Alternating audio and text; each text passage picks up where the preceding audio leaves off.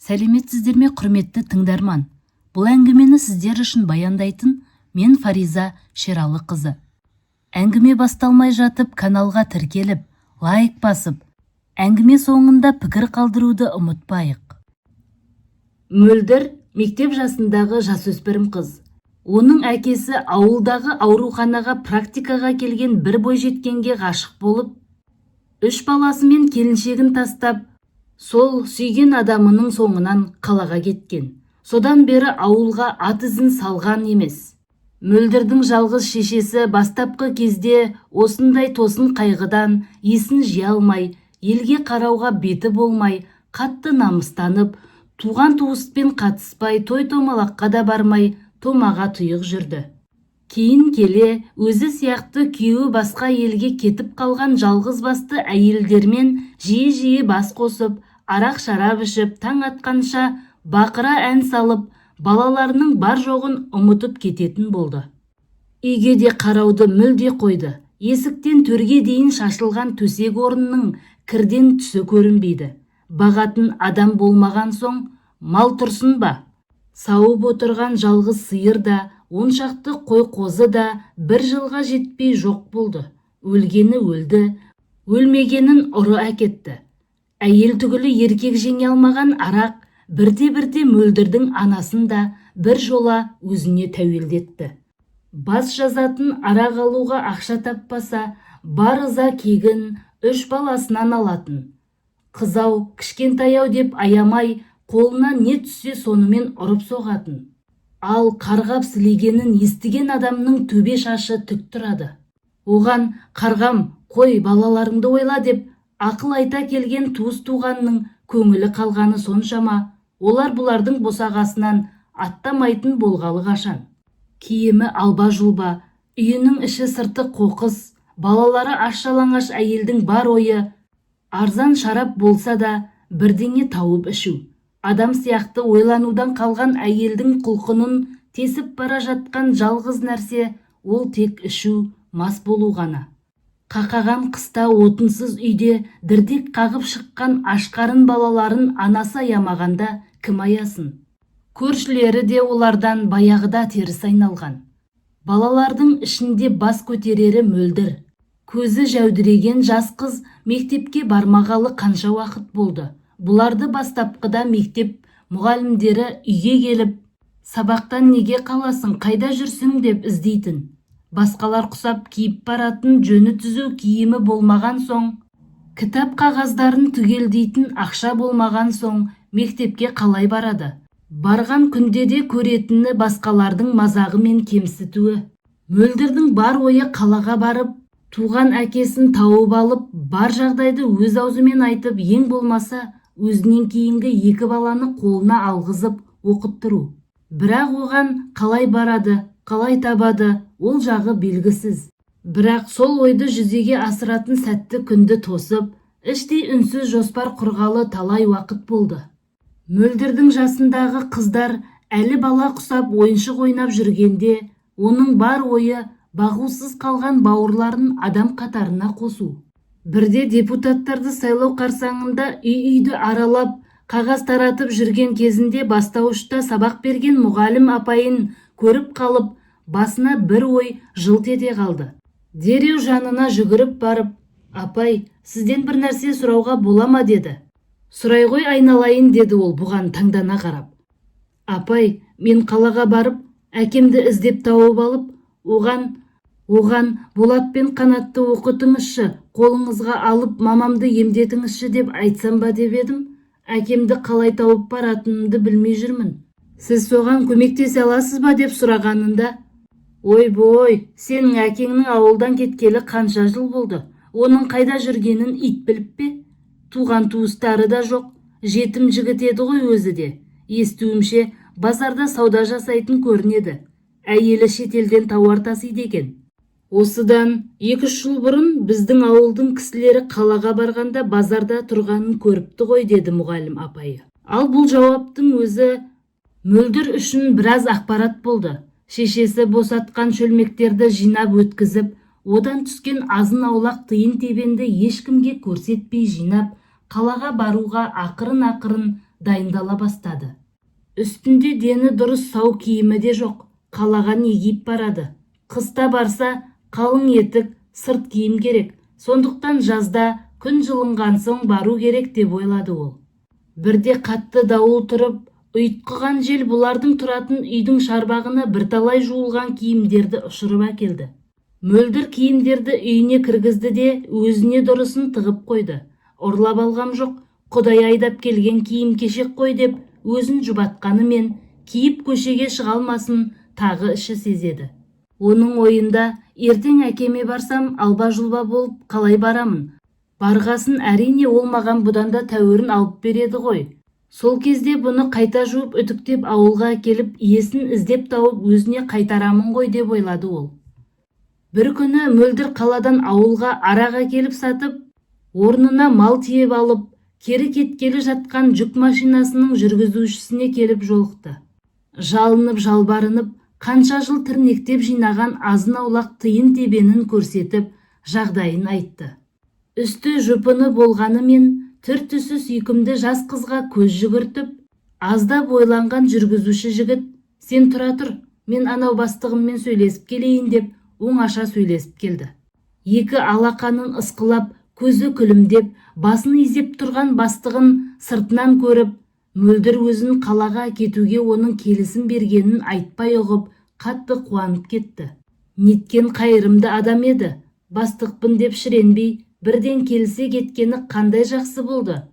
Жолым болатын шығар, бірден киім мәселесі де, көлік мәселесі де оңай жерден шешіле кетті, деп қуанышында шек жоқ. Қасындағы екі ағай да көңілді. Мөлдірді ортаға отырғызып алып, жасың нешеде? Әкең не жұмыс істейді? Шешең бар ма? Қалаға неге бара жатырсың? Деп сұрап қояды.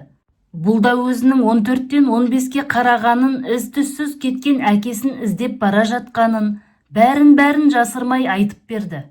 Өзіне жақсылық жасаған адамдарға сырын айтпай қалай жасырсын? Мөлдір жол бойы ауыз жаппай сөйлеп, қаршадайынан басынан кешкен бейнетті тірлігін екі жағында отырған ағаларына айтып берді.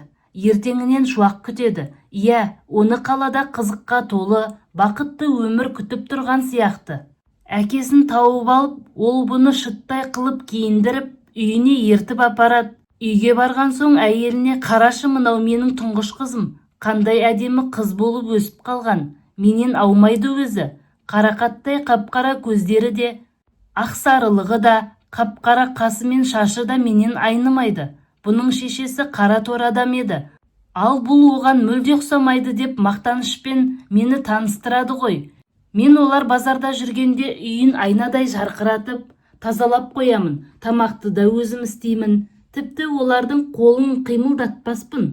Мейлі оқымасам оқымай-ақ қояйын. Ең болмаса, екі інім оқыса, мен солардың киім кешегін жуып, тамақтарын пісіріп, өгей шешем ұрысса да көтеріп, бәріне шыдар едім деп тәтті қиялға шомып, бір уақ үнсіз қалды. Бір кезде қасындағы екі адамның бірі, әкеңнің қай базарда тұратынын білесің бе деп сұрады. Зат сататын базарда деп естігем, деді мөлдір, тақ-тақ етіп. Қалада не көп, базар көп, бәрінде де зат сатады, деді көлік жүргізіп келе жатқан шофер. Иә, біреуне қалдырып кетсеңіздер, әкемді өзім тауып аламын ғой, деді қыз.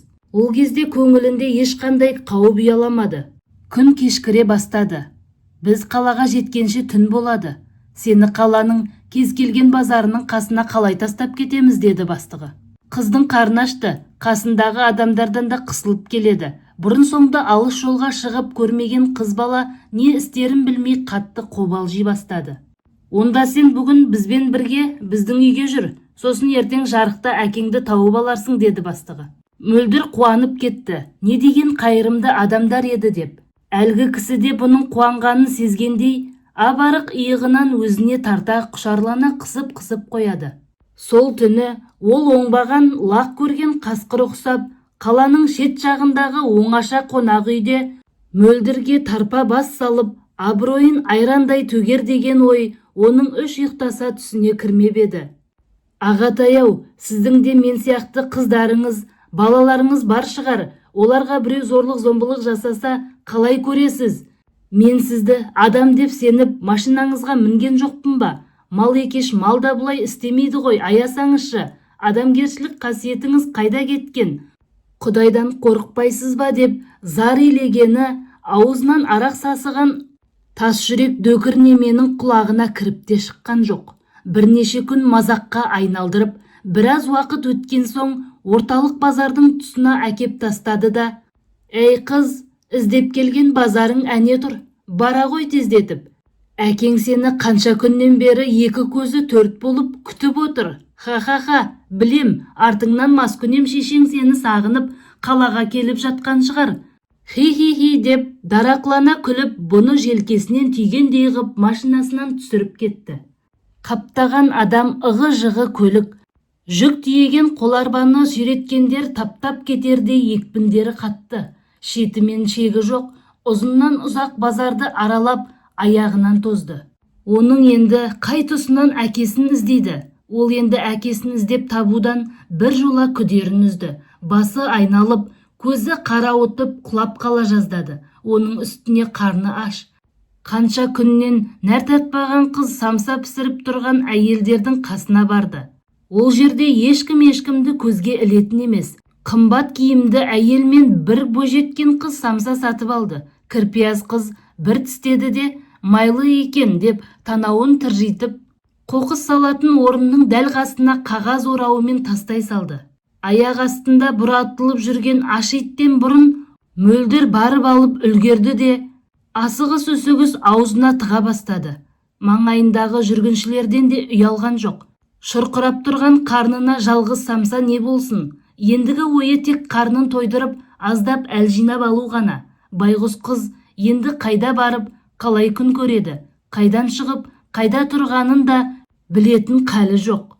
Көзі ойнақшыған алтын тісті толық қара әйел бұны сыртынан қарап, бәрін байқап тұрса керек. «Ей сіңілім, бағуың келіссе, бағың жанғалы тұрған қыз екенсің. Аяқ қолың түзу, бет-әлпетің әдемі екен» деді. Бұл қаладан жылы сөйлеген жалғыз адам сол болған соң ба, жас қыз жанына тақап келіп: «Апатай-ай, маған бір түн түнеп шығатын жер керек еді. Жұмысқа тұрсам, пәтер тауып алар едім» деп жылап жіберді. Ол: «Жарайды, менімен бірге жүр» деп өзімен ертіп алып кетті. Оның үйіне барғанша алдымен таптар көне автобусқа мініп, қанша адамның қыспағына тап болып, жан тері шықты. Содан соң қисық көшелермен жүрді. Аяғын әзер алып, ілбіп келе жатқан қыздың тек сүлдесі сүйретіліп келеді. Біреу түртіп қалса, жалп етіп құлағалы тұрған қызды ізіне ерткен әйел жоғарғы қабатқа көтерілді. Табалдырықтан аттар-аттамастан сылқ етіп құлап қалған қызды көріп шошып кеткен еркек: «Есің дұрыс па? Тірі аруақ сияқты мына қызды неге әкелдің? Өліп қалса полиция бізден көріп жүрер. Бұдан қай бір пайда табармын деп жүрсің?» деп әйелге дүрсе қоя берді. «Сорпа сусын беріп, шамалы күн бағып қарайық. Жастың аты жас қой. Клиенттерге де керегі жас қыздар емес пе? Көрерсің, бұл қыздан біраз табыс табуға болады. Арықтығы болмаса бұлайынша сүйкімді екен. Мен адам танимын ғой» деп мақтанды алтын тісті әйел. Бейшара қыз олардың сол айтқан сөздерінен естен танып жатып мүлде естіген жоқ. Аузына қасықтап сорпа тамызып, біраз күн ас беріп, әлдендіріп, үстіне киім сатып әперген әйелді де, қалбақтап қасынан шықпай жүрген ер адамды да жақын адамынан бетер жақсы көріп, ойпырмай, осындай тәуір адамдарға тап болғаным қандай жақсы болды. Аман сау бір жұмыс тапсам, бұл кісілердің маған жасаған жақсылығын ұмытпаспын деп ойлады ол. «Бүгіннен бастап сен жұмысқа шығасың» деді алтын тісті әйел, бұның беті бері қарағанын көрген соң. Мөлдір ішінен қатты қуанып кетті. Әлгі әйел күйеуіне қарап: «Бүгінше сырттай байқап көрейік, қармағына бірдеңе түсер ме екен?» деп көзін қысты сыбырлап. «Жол бойында тұрасың, жұмыс беруші өз көлігімен келіп алып кетеді» деді мөлдірге. Оның күйеуі бұны ескі жигулиіне салып алып, қаланың тау жақ беткейіндегі ұзын көшеге бет алды. Байғұс қыз ерлі зайыптылардың жаман ойын қайдан білсін? Күзгі түн қандай суық еді. Қойын қоныштан гулеген қара суық. Жұмыстан қайтқан жұрт үйлеріне асығулы. Қолдарына азық-түлікке толы ауыр сөмке, пакет ұстаған адамдар бүрсең қағып үйлеріне қарай ағылып жатыр. Атақты көшедегі жалаңаш жуан сандары жарық-жұрқ етіп, мини етек көйлек киген қыздар ғана шылымдарын бұрқыратып, ағаш орындықтардың арқалығына мініп алып, келген-кеткен еркектерге жармасып, ашық түрде саудаласып, тіпті полиция кеп қалар-ау деп қымсынатын емес. Шет жақта тұрған жас шамасы 14-15-тегі ақсары қызды көзі шалған бикештердің бірі дереу қасына жетіп келіп, «Әй, сен кімсің?